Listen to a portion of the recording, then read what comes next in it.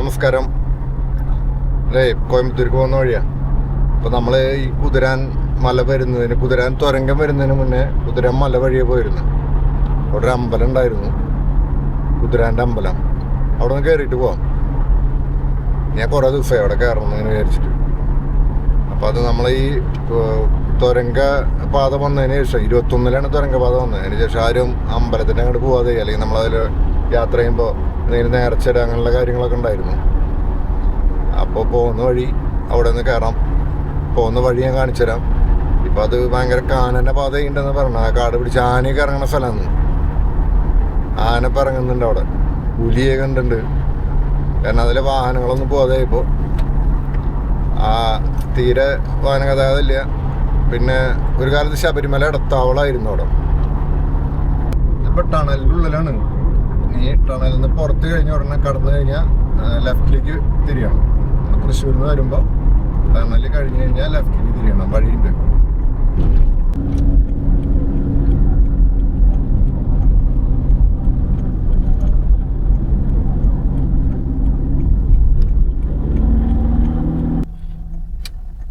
അവിടെ എഴുതിയുണ്ടോ കുതിരാമല?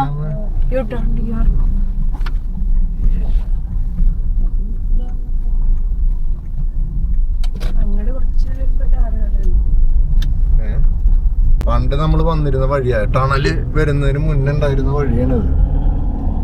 അതിൽ തീരെ തിരക്കൊന്നുമില്ല, ആൾക്കാരൊന്നുമില്ല. വനാന്തരീക്ഷമാണ് മൊത്തം. ആൾത്താമസമൊക്കെ ഉണ്ട്.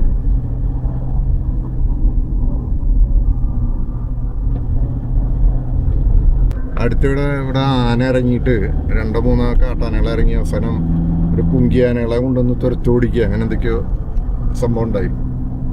അതിന് പഴയ പാലം, ഇതിൻ്റെ അവിടെ ഉണ്ടായിരുന്ന പാലാണ്.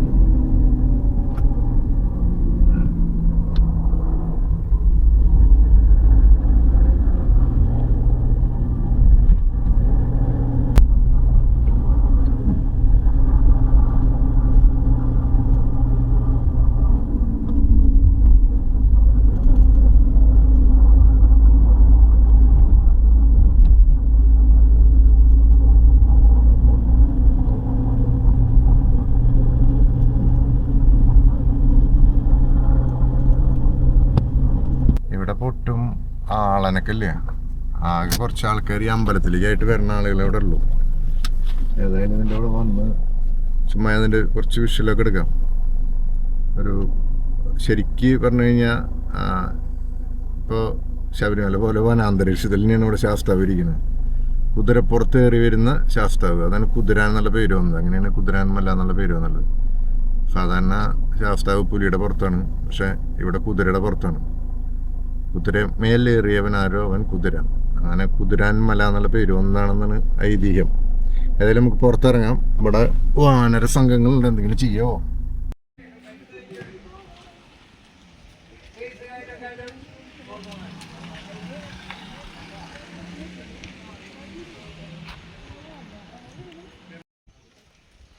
വരുന്നു ഒരാൾ, അടുത്ത ആള് അവിടെ നിറച്ചുണ്ട്.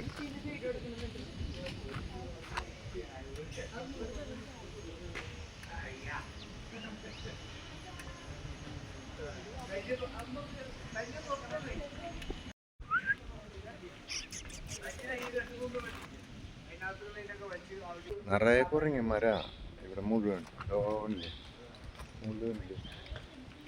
കുറങ്ങിമാര് നിറച്ച്. പണ്ടൊന്നും ഇവിടെ വരുമ്പോ ഒന്നുമില്ല, നിറയെ വണ്ടികളായിരുന്നു. ഒന്നുമില്ല, വാഹനങ്ങളൊന്നുമില്ല. ആ കാട് പിടിച്ച് കിടക്കുക.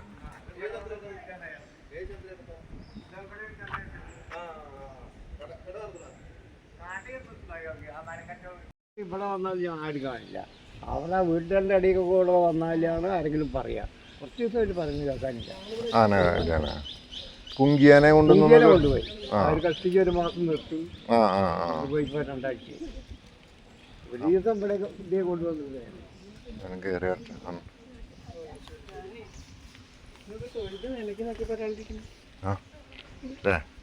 അവിടെ മുകളിലേ വരുന്നതാണ്.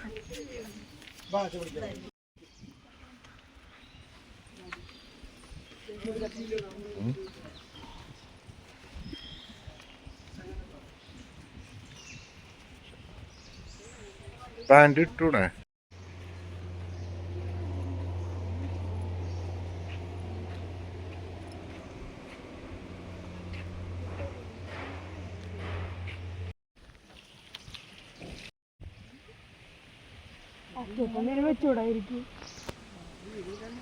പണ്ട് ഇവിടെ റോഡ് ബ്ലോക്കായിട്ട് ഒരു 6 കൊല്ലം മുന്നേ നോക്കുമ്പോൾ നിറയെ റോഡ് കംപ്ലീറ്റ്ലി റോഡൊക്കെ ബ്ലോക്കായിരിക്കും.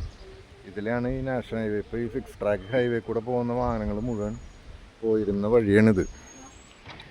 ഈ ലൈൻ ട്രാഫിക് കൂടെയാണ് ഈ വാഹനങ്ങൾ മുഴുവൻ കടന്നു പോയിരുന്നത്. പാലക്കാട്, കോയമ്പത്തൂർ അങ്ങനെയുള്ള വാഹനങ്ങൾ മുഴുവൻ. ഈ അമ്പലത്തിലന്ന് ഒരുപാട് തിരക്കുണ്ടാവും. ഇപ്പോൾ ആൾക്കാരൊന്നുമില്ല ഈ അമ്പലത്തിലേക്കായി വരുന്ന ആൾക്കാരാണല്ലോ. ശരിക്കൊരു വനാന്തരീക്ഷം പോലെ ഇത് ശബരിമലയ്ക്ക് പോകുന്ന ഒരു ഇടത്താവളമായിരുന്നു. നിറയെ കുരങ്ങന്മാരാണ് കേട്ടോ, അല്ലേ? എല്ലാതെങ്കിലും കുരങ്ങന്മാരാന്ന് പറയാം.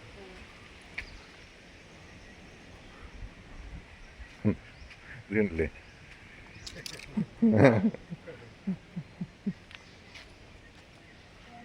അകത്തേക്ക് വെള്ളമാക്കി പോകും.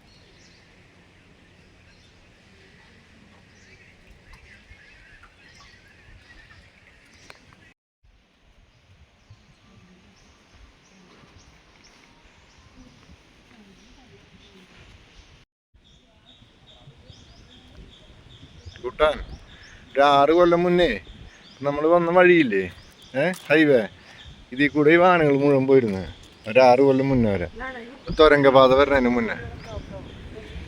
ഇപ്പോൾ പാലക്കാട് റൂട്ടിലൊക്കെ യാത്ര ചെയ്യണ ആരെങ്കിലും ഒക്കെ ഉണ്ടെങ്കിൽ, അല്ലെങ്കിൽ കോയമ്പത്തൂർക്കൊക്കെ പോകുമ്പോൾ പറ്റിയെങ്കിൽ ഇതിൽ ഇറങ്ങാൻ നോക്കുക. ഒരു 1.5 കിലോമീറ്ററുള്ള ഉള്ളിലേക്ക് വരണമെന്നല്ലോ. നമ്മൾ തൃശ്ശൂർ സൈഡിൽ നിന്ന് വരികയാണെങ്കിൽ തുരങ്കം കഴിഞ്ഞ ഉടനെ ലെഫ്റ്റിലേക്ക് ഒരു വഴിയുണ്ട്. അവിടെ ബോർഡ് എഴുതി വെച്ചിട്ടുണ്ട്.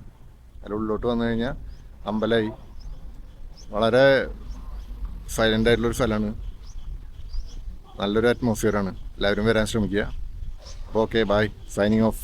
എൻ്റെ വീഡിയോ കാണുന്നവർ ഇത് ഷെയർ ചെയ്യുക, ആളുകൾ അറിയട്ടെ. എല്ലാവരും ഷെയർ ചെയ്യുക, ആളുകളിലേക്ക് എത്തിക്കാൻ ശ്രമിക്കുക. Okay, by.